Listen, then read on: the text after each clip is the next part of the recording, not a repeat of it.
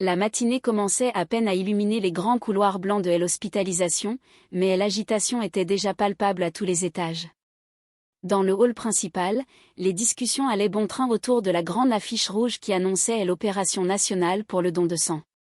Les avis étaient partagés, les caractères se révélaient, et l'atmosphère oscillait entre pure générosité et scepticisme total. Franchement, 100% respect pour ceux qui donnent leur sang gratuit. Parce que moi, à moins de 5 que le litre, je lâche pas mon sang. Moi je vois pas où est le mérite, franchement. Personne ne les oblige.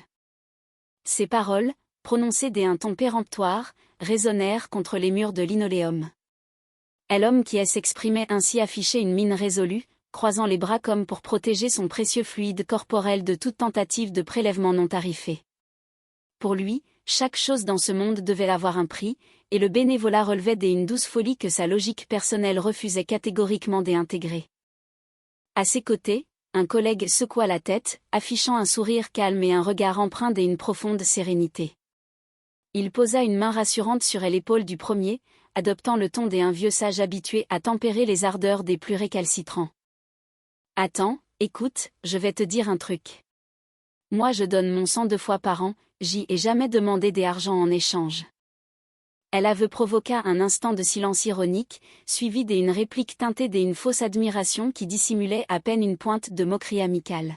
« Oui, t'es vraiment un mec bien, toi. Tu sais que moi, je fais ça juste pour le plaisir.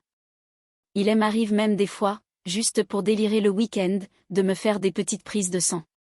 Après, je jette le sang dans l'évier. J'y avais jeté 6 litres, la dernière fois. » Cette exagération manifeste fit lever les yeux au ciel aux personnes qui passaient par là. 6 litres, c'était précisément la quantité totale qu'un corps humain normal pouvait contenir, ce qui rendait l'anecdote totalement absurde et purement illustrative de la vantardise du personnage. Mais avant que la discussion ne puisse s'envenimer ou sombrer définitivement dans le ridicule, le bruit de pas précipités et le crissement de lourds caissons sur le sol annoncèrent un changement radical des ambiances. La télévision venait d'arriver dans les locaux de l'hôpital. Les projecteurs s'allumaient les uns après les autres, projetant des lumières crues sur les visages fatigués des soignants. Le directeur du service, visiblement tendu par l'enjeu médiatique et la présence des caméras de la chaîne régionale, passa devant le groupe en jetant un regard noir et impératif. « La télé vient d'arriver, je compte sur vous pour être irréprochable. » Un infirmier, habitué aux crises de stress de sa hiérarchie, répondit aussitôt avec une assurance tranquille, bien que teintée d'une légère pointe des ironies quotidiennes. « Comme des habitudes pour ma part. » Le directeur s'arrêta net, pivotant sur ses talons, le visage marqué par une moue de désapprobation. Le stress de direct accentuait sa susceptibilité naturelle. « Justement, pas comme des habitudes, non. Apparemment, tu l'as mal pris quand je te disais que je te trouvais maigrichonne. » Le reproche resta suspendu dans l'air, tandis que le directeur reportait son attention sur une table basse qui croulait sous les provisions destinées aux donneurs. Ses sourcils se froncèrent devant la montagne de nourriture qui semblait disproportionnée pour l'occasion. « C'est quoi tous ces sandwichs, là ?»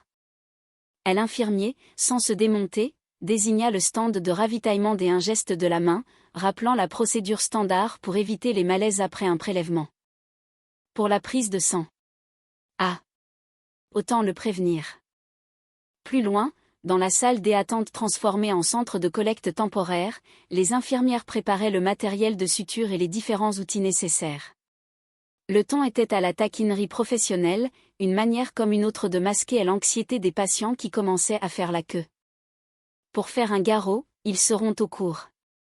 Pour faire une piqûre, ils sont pas assez pointus, regarde. Pas assez pointus. Par contre, pour prendre des forces après une bonne prise de sang, ils ont la mensuration idéale. De toute façon, moi, j'y en ai rien à foutre. Je mange pas de porc.